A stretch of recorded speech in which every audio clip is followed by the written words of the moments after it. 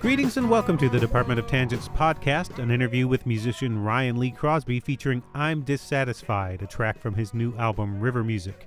I'm your host, Nick Zano. I've written about Ryan Lee Crosby's music in the past. I'm not sure when the first time was, but back then he had just finished playing with his rock band Cancer to the Stars and had moved on to a more acoustic singer-songwriter sound. He has been the type of musician that if you lose track of him for a little while, he may be doing something completely different when you find your way back. That's what I found with his new album, River Music. Crosby moved on from singer-songwriter mode to an acoustic blues sound a few years ago and has now started to incorporate Indian Raga music into his sound. River Music is a blues album at heart, but with an expanded instrumental palette that mixes tabla drums and harmonicas, 12-string electric guitar, and a 22-string Indian slide guitar. The new music is partly composed and partly improvised, creating an eclectic but meditative musical experience. Crosby has also developed quite a following in Europe, and when I caught up with him earlier this week, he had just gotten back from an extensive tour there. Stick around after the interview to hear a song from River Music called I'm Dissatisfied. And now, Ryan Lee Crosby.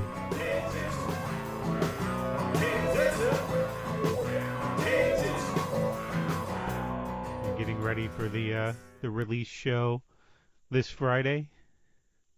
Yep, starting to get organized for that. I got in last night from Europe, where we were playing for a couple of weeks. So this morning I'm kind of recalibrating. Yeah, you have a sizable following over there, correct? Well, I've been going over and touring once or twice a year for about 5 years, I guess. So yeah, I do feel like that's been where I've put a lot of my time and I guess where a lot of the people I play to tends to be over there. Mm-hmm. Yeah, and we had good audiences on pretty much everywhere we went this trip, but we also went to a lot of new places. So I guess for the last 5 years, it's sort of been a balance of going new places and playing to people that have, I guess, been following my music there. And it continues to be positive, so I keep going over there. Where did you go? How many different places did you play over there this time? We did 17 shows in 18 days, and we split that almost evenly between Italy, Belgium, and Germany. But we had one show in the Netherlands too, I guess. Well, it can seem sort of random approaching this. How do you go about gaining a following in say, Belgium as a musician in Boston, as an independent musician in Boston with no huge label support behind you? Well, I do have a label there. It is a small label. Mm-hmm. And I have a booking agent in Belgium and in Italy. But, all of it has just been a matter of, I think it started with just a desire to travel and an intuitive feeling that it would be good to go over and play over there. And I just try to keep going back and being open to it. And it seems like, it's hard to say how. I don't have like I'm not like really strategic, but it did seem like everywhere we went, we had good audiences. And I suppose that, yes, the label and the 2 agents did do some promotional work. So it seemed like people knew what they were coming for. It's always a little bit of a guessing game when you're in another culture, I guess. But so I guess, we had help, but for the last 5 years or so, I did do a lot of the booking and organizing more on my own. This was the first trip where I had a couple of agents helping me too. Mm. And the record label's in Germany, right? Uh-huh. Yeah, it's a new label called Cozy Records, and I had another label I was working with in Germany as well called Jellyfant Records, but the owner of the label ran into some kind of serious health problems, and the label ended up closing. But Cozy Records is kind of like an offshoot of Jellyfant Records. Mm-hmm. So I've known those folks for, I guess, about 5 years or so. There seems to be a pretty good track record of German labels specializing in American roots music. I think it was the Glitterhouse label for years was there. I don't know if that's still there. Picked Yeah. up every once in a while. I would hear some of my favorite American musicians were releasing a new album, but they weren't releasing it in the U.S. It was only in Germany because that's where the label was. Mm-hmm. Right, that makes sense. And yeah, Glitterhouse has put out a lot of great records, and I guess they have. I don't know anyone there personally, but I know a couple people who I guess know the folks at Glitterhouse, and then they have an offshoot called Glitter Beat, I guess, which has put out some really great records by African artists and African blues artists.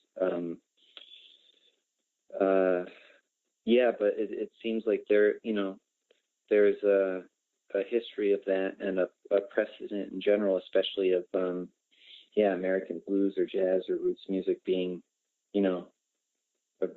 well received in Europe, and it does seem like vinyl culture is especially strong in Germany. Mm-hmm. Yeah, and it's hard. I guess it's hard to say why. Some people have given me different reasons, but I try not to question it too much and just appreciate it. Have you found that there's a pretty deep appreciation for what you do and a knowledge of American roots music in general when you tour in Europe and in Germany? Yeah, I have felt that in Germany, and this was my first time in Belgium, but it seemed like there was a lot of that there too. In Belgium and in Italy, we played some places that were specifically blues or jazz and blues venues, as opposed to, sometimes I found myself as like an American roots musician playing in an indie rock venue or something like that. This time around was a little different because, you could tell that we were in venues where that music was appreciated, and we played to audiences of all ages too, people that were much younger and much older that came out for it, and that was really, really inspiring.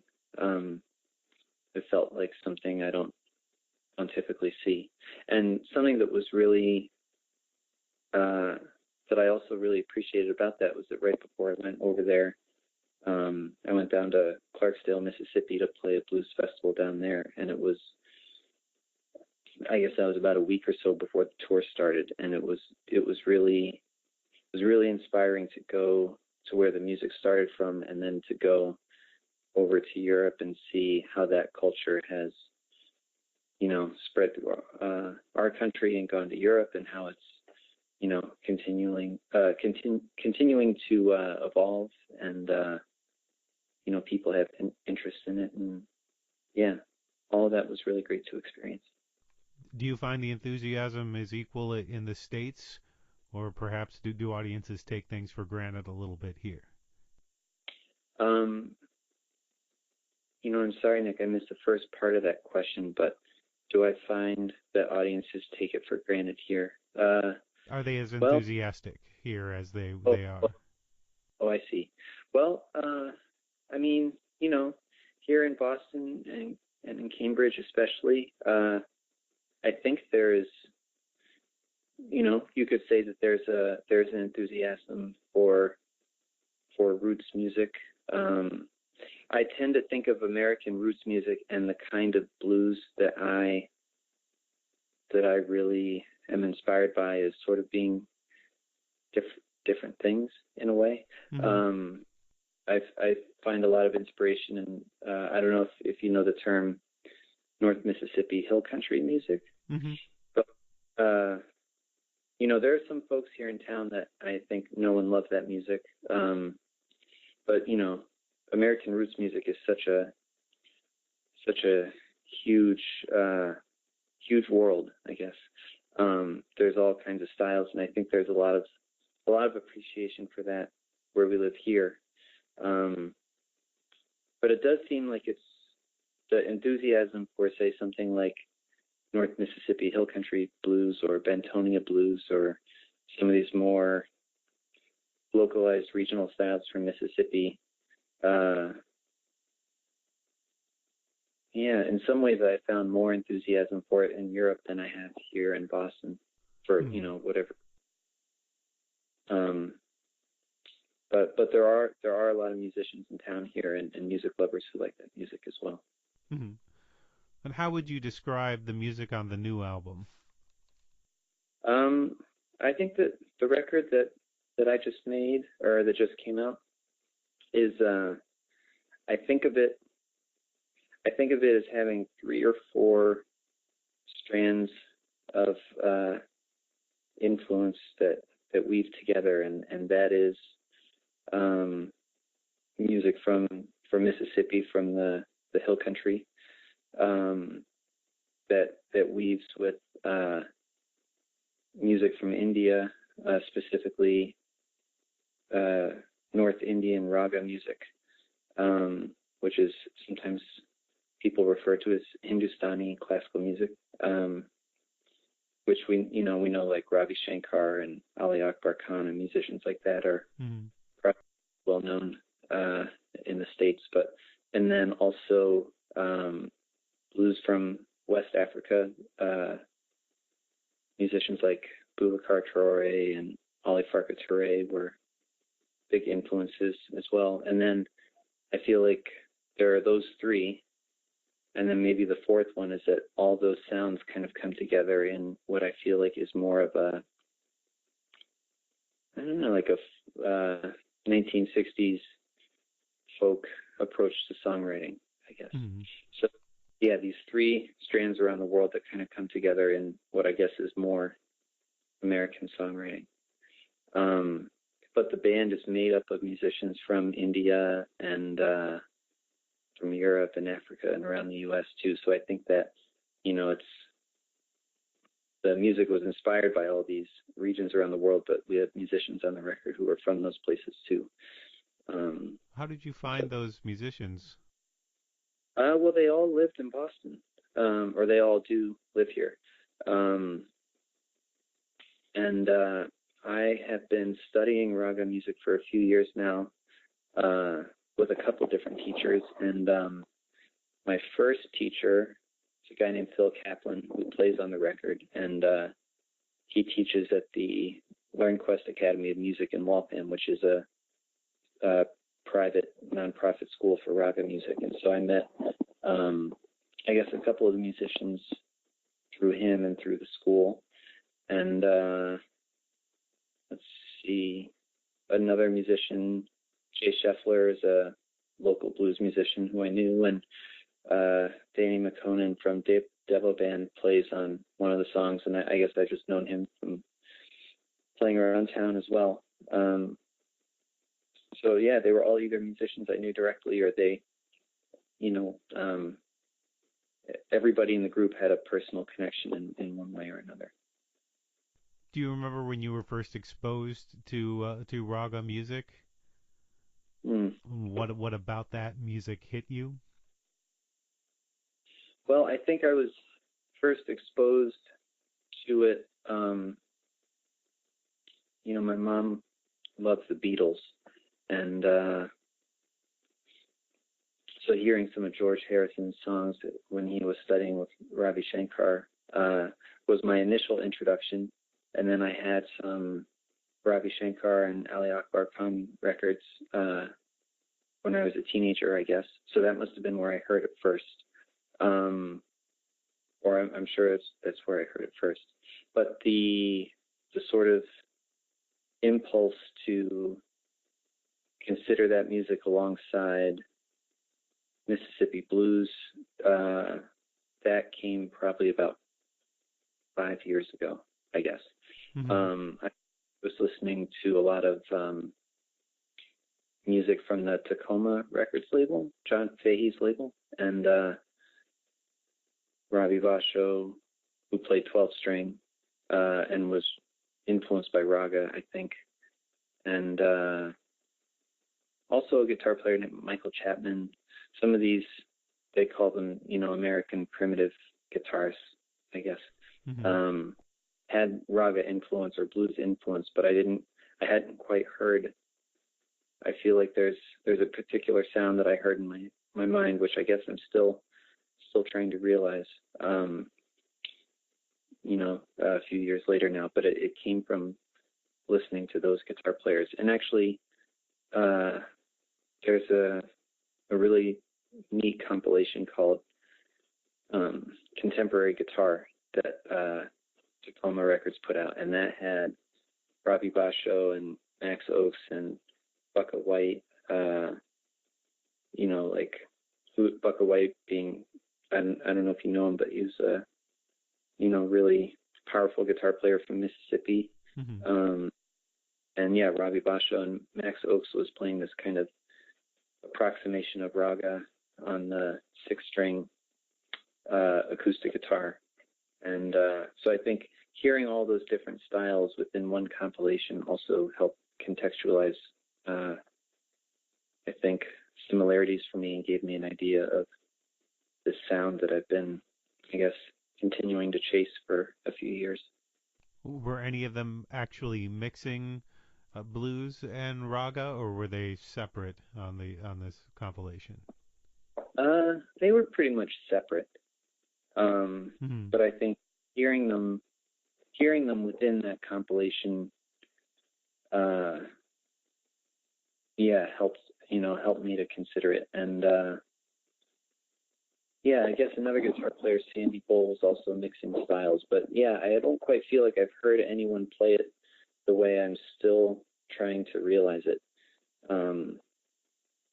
And I feel like the record that I just made is a good step towards it. But I might need another few years of study and practice to have it all contained within maybe one instrument as opposed to a full band, which is something that I'm striving for. What were the similarities you heard between the forms of music? Well, or I guess among, if you're throwing in the African influence as well. Yeah, I think some of it has to do with the fact that both blues and Raga music, whether it's, both styles of music have expressive qualities that you could say are like vocal. They're, when you hear somebody singing and playing bottleneck slide guitar, that slide guitar kind of emulates or responds to the vocal line. The guitar playing with the slide can be almost like another voice. And in Raga music, if you're not singing, if you're playing, say, for example, sitar or veena or something like that, a stringed instrument, the instrumentalist is also seeking to emulate the expressive qualities of a vocalist. So I think that, in terms of sound and everything, there's that. I also see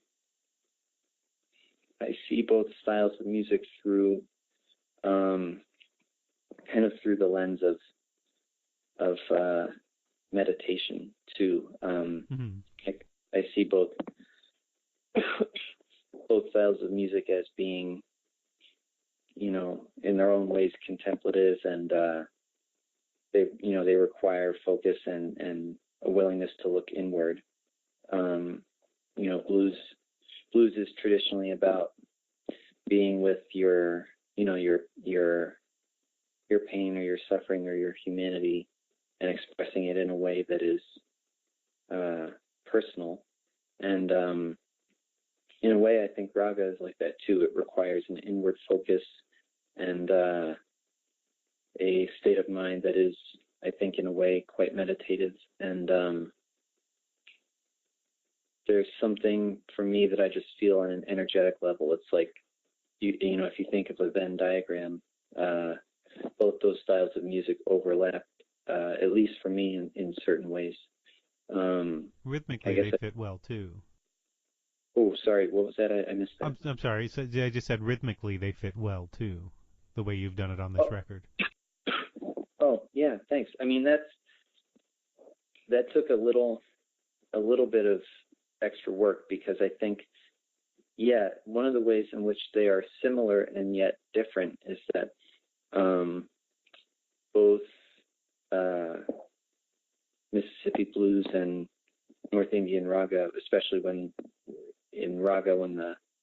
the rhythmic cycles kick in, they both have a sense of forward motion. For sure, they are driven by a rhythm that propels things forward, and that's a quality that I really connect with. But I feel like the blues side of things, or maybe the part of it that is perhaps African in nature, is syncopated in a way. Oh, sorry. Hold on a second. Oh, that's okay.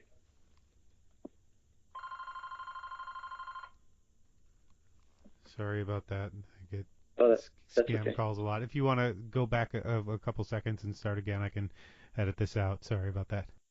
Oh, sure. No problem. Yeah, so the forward sense of momentum that comes from the rhythm or the drums, in both blues and in raga music, they both have the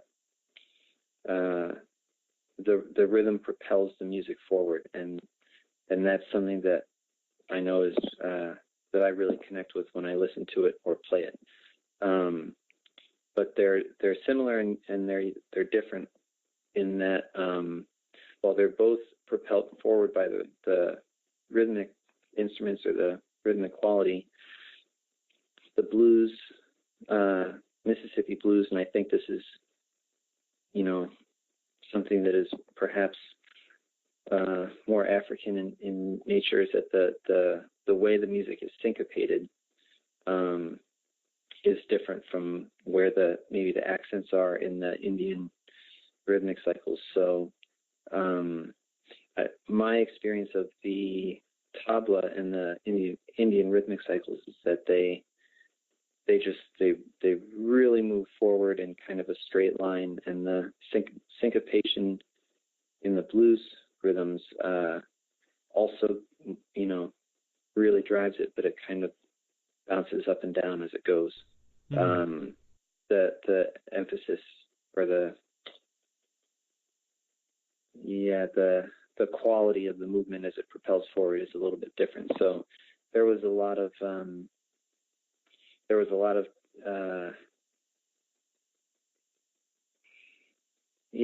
experimentation as we tried to arrange things.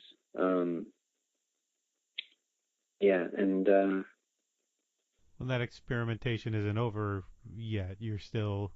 It sounds like you're still searching for that perfect synthesis. Yeah, I think so. Especially in the guitar playing. Yeah. But I mean, there is so much to explore. In each style of music separately and together. I mean, I hope it will be an ongoing exploration for many years to come. Mm-hmm. Well, there's some overlap in the lyrical content as well, in sort of merging, I guess you'd say, Eastern philosophies and the traditional subjects of blues music on this album. Well, yeah, I mean, I guess I think of it in terms of, I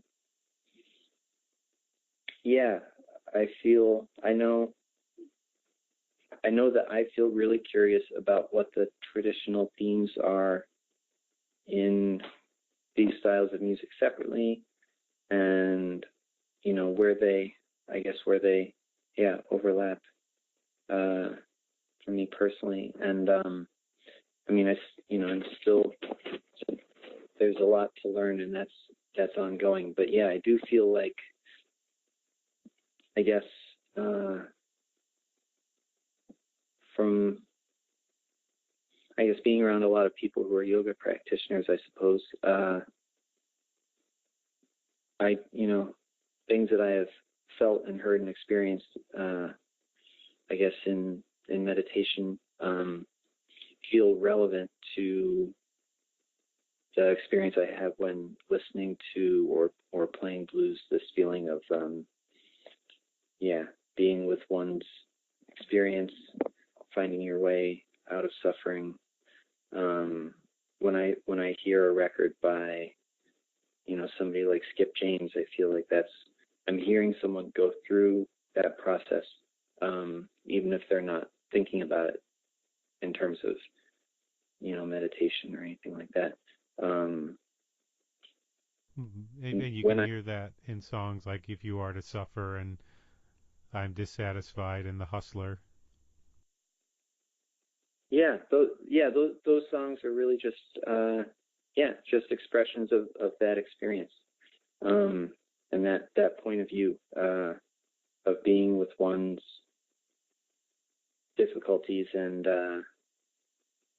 seeking freedom, from it, and wanting to have compassion for others who are also going through it. I mean, in a way, that's, I think, a lot of what the blues is about. And this comes from things you've been studying and incorporating into your daily life for years, correct? In the meditation and the yoga. These are You're not just a tourist in this particular genre. It's something you've immersed yourself in. Well, I have a very simple but pretty much daily meditation practice. My wife is a yoga teacher, and I also study with a yogi named Tom Alden, who's been really steeped in this for longer than I've been alive. So so some of that really informs my relationship to music. I mean, I think in a way that when I was younger, I was probably already looking for a yogic experience in music, but I think being around some people who really live that life has helped me get some clarity around how it applies to music too. Mm-hmm. And river music. I'm sorry. Go ahead. I mean, I would not consider myself a meditation teacher or expert, for example, but I do have a relationship with the practice, and I do feel that informs my music a lot. Mm-hmm. Yeah. And these tracks were recorded on River Music. Were recorded live with all the players in the same room. Yep, we had. Well, probably about 90% of it was. We added a few things after the fact, but yeah, pretty much it was all done just in one day, with a little bit of overdubbing at my house after. And this isn't your only release this year or even in the last couple of months. You did a cassette and Bandcamp release with Rob Noyes called Modal Improvisation on 34 Strings. That sounds related to this in that it sounds very much based in that Raga music. Yeah, that's right. And that also was just something we recorded in an afternoon. Rob is really he's a really fine guitar player, and he's really knowledgeable about all kinds of music, but especially I think where we tend to connect is with like some of those guitar players I mentioned from Tacoma Records, Mm-hmm. and that kind of style of music. And yeah, we recorded one afternoon, and I played a lot of what I played on those recordings, I guess, came from the studying I've been doing with Warren Sanders over the last year. He's a really great Raga vocalist and teacher who lives in Medford, and so yeah, that I think Rob is really interested in the relationship of guitar and Raga music. Well, so yeah, I guess that's how that music came together on the tape that day. And did you play your 22 string guitar on that? Yeah, yeah, the chaturangui. Yeah, when did you come across that? When did you start playing that instrument? I got the chaturangui. That particular instrument, maybe about a year and a half ago. I've been, studying Raga on and off for the last 5 years, I guess. But I had a couple of different instruments that I sort of worked my way through, and then found that the chaturangui was really the perfect instrument for what I aspire to do, and that it's designed to be a guitar for Raga music, but you could play really any style of music on it. And the musician who created it was a really great, really probably the best Indian slide guitarist is Devashish Bhattacharya, who I've studied with a little bit as well and spent some time with. And I mean, I've heard him play many different styles of music on there. So I feel like that's probably the guitar I'll stick with. And before that, I had a couple of other different kinds of guitars that I was using for Raga, but the chaturangui I feel like is really the one for me. Well, it's got a main set of 6 strings, and it's raised like a bottleneck dobro, which would be a traditional sound you'd hear in the blues, and then it's got an extra set of strings that fills out the other 22. So it sounds like that main 6 string with the raised string, the sort of bottleneck, is made for this kind of music. It almost feels like the music you made on River Music would naturally spring from having this kind of instrument. Yeah, that's true. That's true. And yeah, so if because it is, in a way, essentially like a guitar that you can play it like one. I think you described it really quite well. And it is in its own way very much like a dobro, and yet if you play a dobro and a chaturangui back to back, they feel they really do feel like a world apart. There's something very special about the chaturangui that is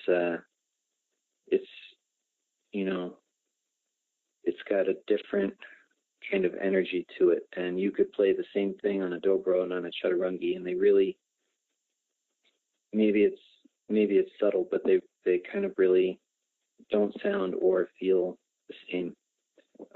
It has something that feels to me very Eastern about it, and I'm sure it has to do with the resonance of the sympathetic strings, and the string spacing is different, and so it is both a guitar and yet completely its own thing as well. Well, you lay it down and play it with a slide like you would a dobro as well. So to to the uninitiated, it might look like you're just playing a dobro. Yeah, that's true. That's true. Did you get any inspiration from just having this guitar and playing on this guitar? Yeah, I mean, tons of inspiration. I feel like the instrument has reorganized the priorities of my entire life. And I'm sure some of that, you know, for better, I think for better. But it really has changed the way, it's changed the way I think about things and how I spend my time and how I relate to music. And, you know, it's endlessly fascinating. But, you know, at the same time that I got the chaturangui, I spent about a week with Debashish, you know, learning from him directly. And so, I mean, that's really, that was really intense and a pretty profound experience. And so I think, you know, if you spend any time with him, it's hard not to feel like your whole relationship to music transforms in the process.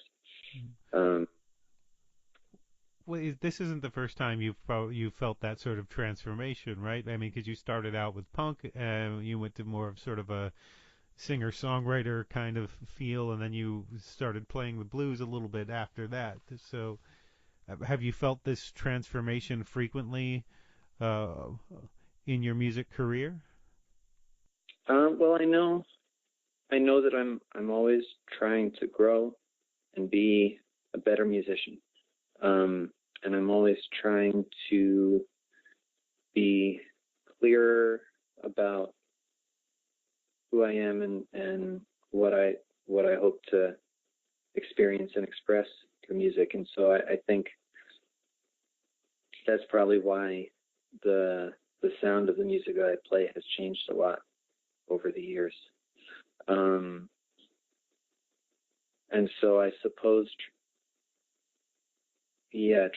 transformation has been an ongoing thing in my music. But something about this particular period feels significant because I think with a lot of the other records I made, I was always thinking about the next step or the next phase, the next project, whatever that was. You know, I made you know, I had a punk band, and then I did a couple of singer-songwriter records, and then a rock record, and all these things. And I was always just interested in whatever seemed like the next interesting chapter. But I think that with the blues and raga music, those traditions are so deep, and there's so much to learn and express and explore. I feel like I could be, I hope to be, you know, learning and working with this approach to music for a lot of years to come. And I think maybe because I liked blues so much, even from a very young age, when I finally came around to really putting all of my energy into playing it, it really felt like a coming home of sorts. And even going down to Mississippi last month for the second time, being so close to it just felt really, again, kind of like something very, very deep and resonant within me. So I feel like hopefully, this feels to me like a shift that I might be, you know, hopefully working with these styles of music for quite a while. It's funny that you use the words that it felt like coming home, because I was going to ask you if this felt like home, if this felt like the place where musically you're going to live for a while. Well, I hope so. That's the one thing I'm always hoping for, is just to keep playing and to be able to, you know, just keep growing. You know, I think one of the challenges of studying raga music for me is that I'm really coming to it as an outsider. And so much of the work is about not just the music, which I find to be, very technically demanding, but also, constantly trying to understand the context of the music.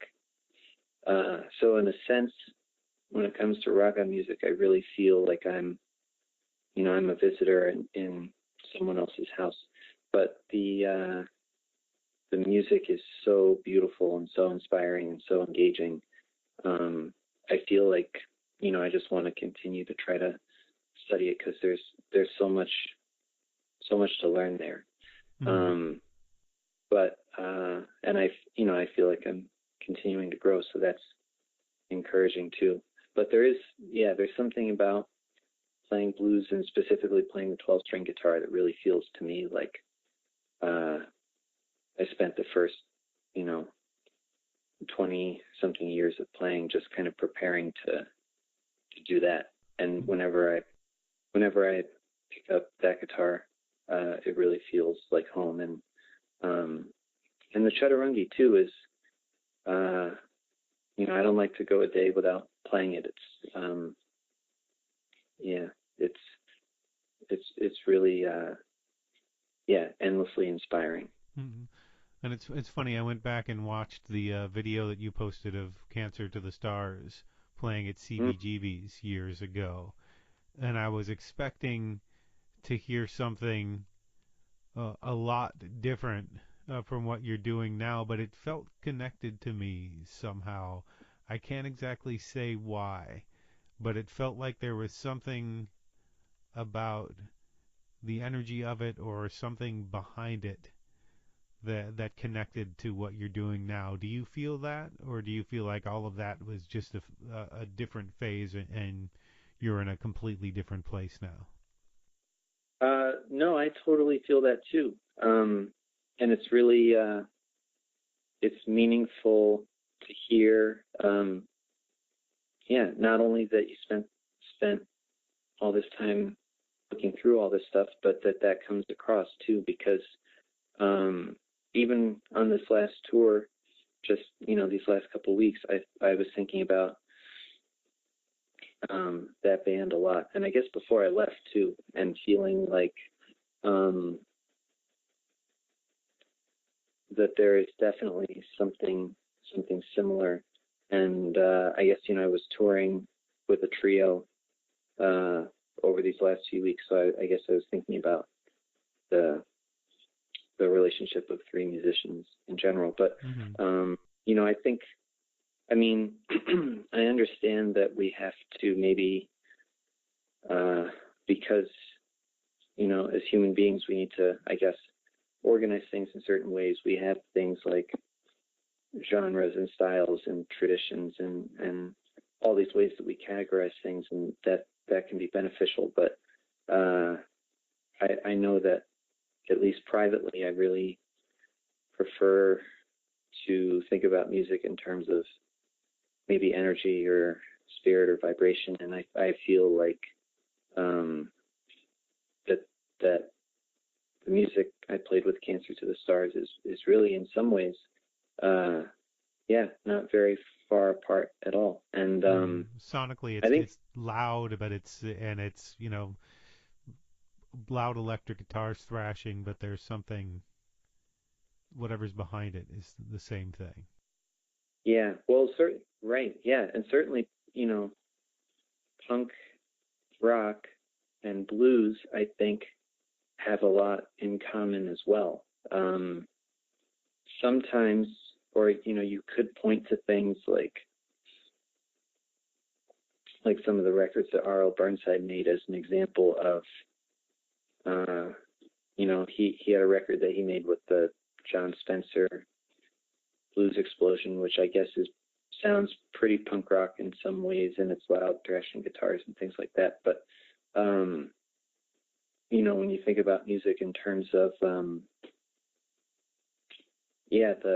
the spirit behind it, I think perhaps blues and punk have some things in common in that they are, they're kind of like community-oriented styles of music, and they express experiences of isolation or agitation.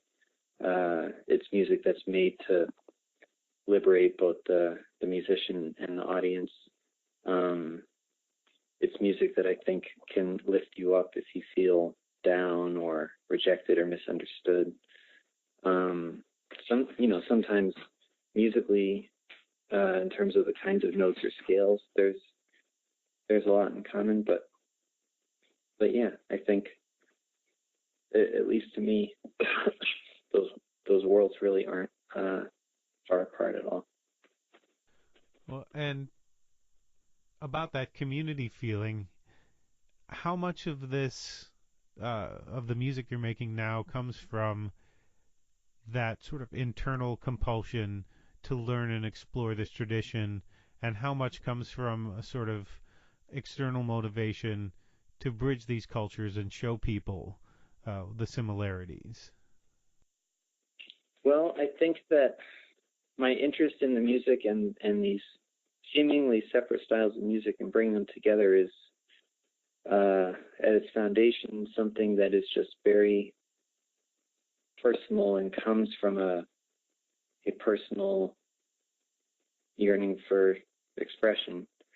But over time, as I've tried to study both blues and raga, and I'm always trying to take steps when I can to study them as closely to the source as I can. Sometimes I have found myself either in communities that aren't mine, or I find myself, even with the band, trying to bring people from separate communities together. And the more experience or exposure that I have to that, either trying to bring people together or be in someone else's culture, I find that to be really meaningful, and that's something it's like an extra benefit to the music. Mm-hmm. And one that, especially, in this present moment in time, that feels just like another really nice thing that music can do. I mean, certainly that's been one of the best things about music for humanity for as probably as long as it's existed, is that it brings people together. And especially right now, when there's so many cultural factors that can sometimes separate people from each other, being a part of anything that brings people together is really, I think, a really wonderful thing to experience. Mm-hmm. So, what's next? You have the River Music release party, if people happen to be in Boston, Friday at City Winery. And where do you go from there? What happens after that? Well, after that, the tabla player from the band, his name is Kushik. Kushik and I are going to go to Seattle for a couple of shows in December. The record is coming out on a small label from Seattle called Knick-Knack Records, and so we're going to go out there and do a few shows there. And then what I'm hoping for, I guess, next phases after that would be to do some touring in the U.S., because I really haven't done too much of that since I played in Cancer to the Stars. And so I'd like to try to, get out and play in our own country and see what I can learn from that, and then go back to Europe next year. And then also I hope to actually start making the next record before the end of this year. Well, that sounds like a fairly brutal schedule. Or a fun one. Yeah. I mean, those are all things that I really would like to do. And then, of course, I'm always teaching too, which is something that I enjoy just as much as making and performing music. I really enjoy teaching music too. So those are all the next steps, I guess. Well, thanks for taking the time to talk about it. Well, yeah, thank you so much, Nick. It was really nice to talk to you, and thanks for all the very thoughtful questions. I really appreciate that. An arrow to the head isn't always a trick. Thanks again to Ryan Lee Crosby for speaking with me. The new album is called River Music, and you can find out more about that, Crosby's past work, and his upcoming tour dates on ryanleecrosby.com. And if you liked this episode of the podcast, please consider rating and or reviewing us on iTunes, Stitcher, or wherever you get your podcasts. It helps to spread the word so I can keep talking to all of these wonderful independent artists. You can also listen to the podcast and find photos and videos on the blog at www.departmentoftangents.com.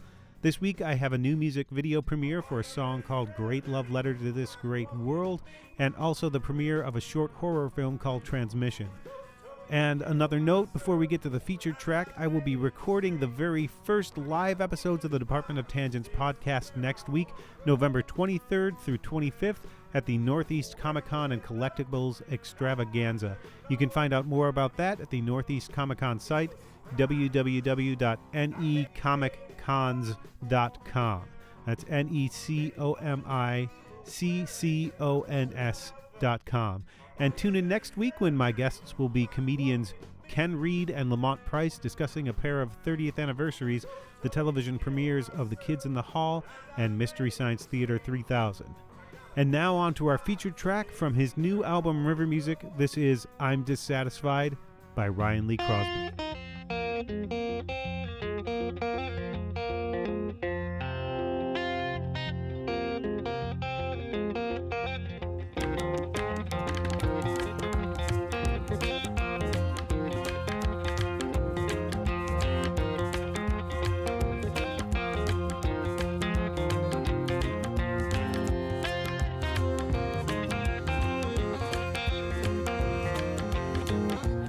I'm dissatisfied, bothered all the time.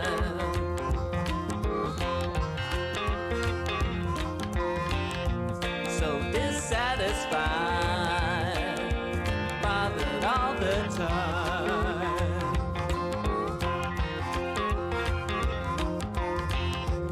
Would that someone come and ease my worried mind?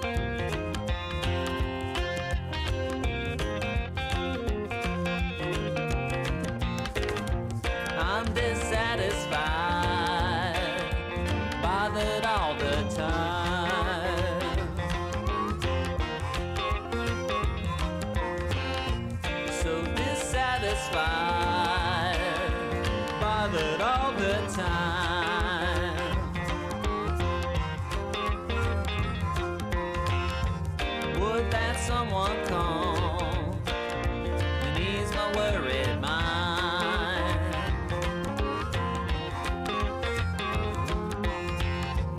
Would that